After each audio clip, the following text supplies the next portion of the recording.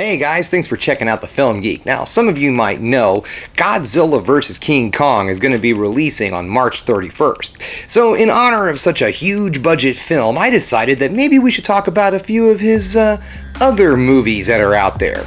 These are some of his hidden gems, at least movies I think are hidden gems.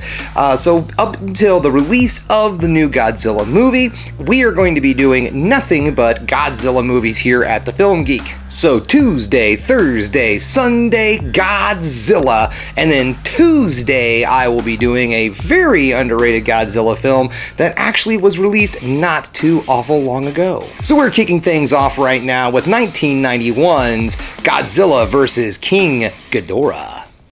So Godzilla's gone from history forever. So, everything we've done up to this point is gone just as planned. What do you mean? Has something happened you haven't told us about? Godzilla has disappeared. And now King Ghidorah has taken his place. What is King Ghidorah?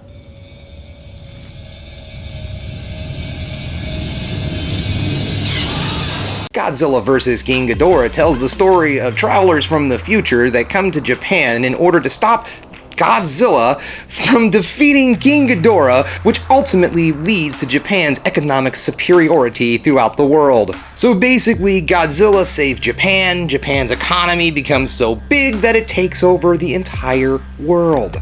By the way, guys, I'm basing this entire spotlight off of the English dub version that came on my Toho box set. Godzilla vs. King Ghidorah is actually one of the more controversial films in the Godzilla lineup. Shortly after the film's release in Japan, CNN led an entire story about how this film was anti-American. It showed scenes of Godzilla and Japanese soldiers killing a bunch of US soldiers. Not to mention the fact that the time travelers were Westerners who were coming back to the past of Japan to try to stop them from ultimately gaining economic control of the world. Now, the director of this film, Kazuki Omura, did come out on camera defending the film, basically stating that the movie had nothing to do with anti-American sentiment. It was just focused mostly on the economic tension between the East and the West at the time of this film. And also, too, I want to point out the scene right now that they were talking about where all of the US soldiers were killed by Godzilla. It also delivers one of the greatest lines in this entire film.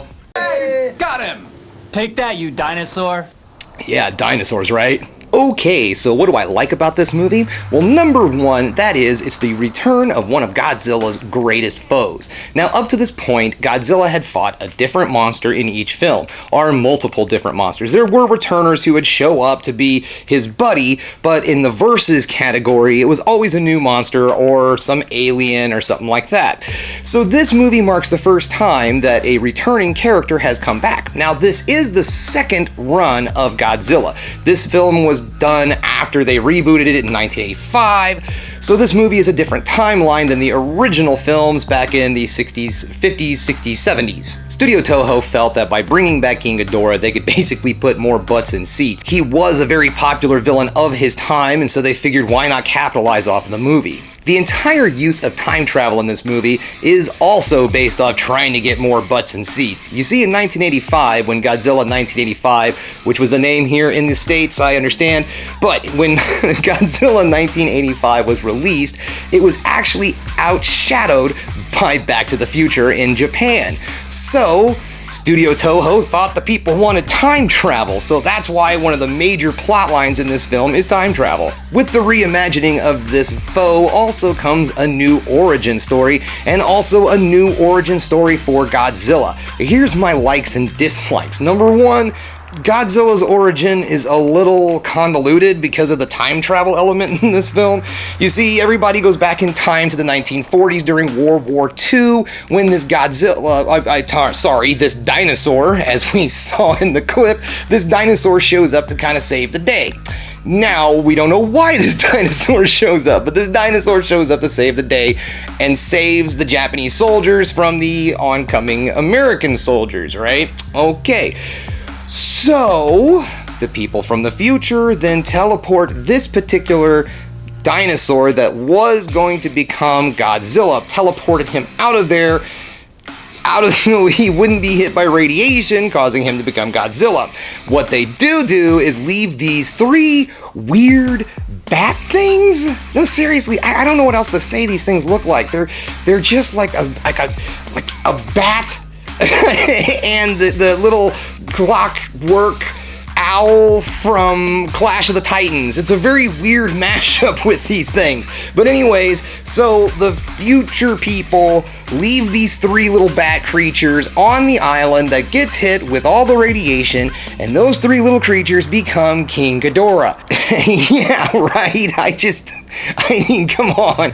But anyways, yes, his origins was better in the original run, where it was just that King Ghidorah was an alien, and, you know, Godzilla was defender of the earth, and so on and so forth. But in this series, King Ghidorah was brought to life by 3 cuddly little bat creatures that could be from Sonic the Hedgehog. Now, as I said, there is a lot of use of time travel in this movie.